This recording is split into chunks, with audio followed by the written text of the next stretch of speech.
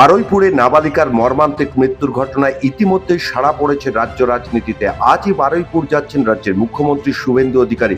মুখ্যমন্ত্রীর সফরের আগে ঘটনাস্থলে রাজ্য পুলিশের DG Siddhinath Gupta SIT team সহ পুলিশের পদস্থ অফিসারদের নিয়ে ঘুরে দেখলেন গোটা এলাকা। এমনকি যে পুকুরে ওই নাবালিকার দেহ পাওয়া গিয়েছিল সেখানেও পরিদর্শন করলেন রাজ্য পুলিশের ডিজি। বারুইপুরের ঘটনায় ইতিমধ্যেই নির্যাতিতার পাশে দাঁড়িয়েছে বিজেপি সহ একাধিক রাজনৈতিক দল। মুখ্যমন্ত্রীর তরফে দেওয়া হয়েছে ন্যায় বিচারের আশ্বাস। এই পরিস্থিতিতে মুখ্যমন্ত্রীর সফরের আগেই তদন্তের অগ্রগতি নিয়ে মুখ খুললেন সিদ্ধিনাথ গুপ্তা। এটা ইনভেস্টিগেশন স্বার্থে কিছু বেশি বলা যাবে না। এখন পর্যন্ত 3 লোক অ্যারেস্ট হয়েছে। ইনভেস্টিগেশন চলছে, আমরা এরকম আরও প্রোগ্রেস হবে সেটা আমরা জানাবো।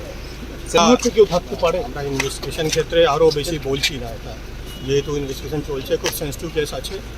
আর আজকে অনারেবল চিফ মিনিস্টার সাহেব আসছেন এখানে, তো বেশি ডিটেলস আরও ইনভেস্টিগেশন এগিয়ে গেলে তারপরে।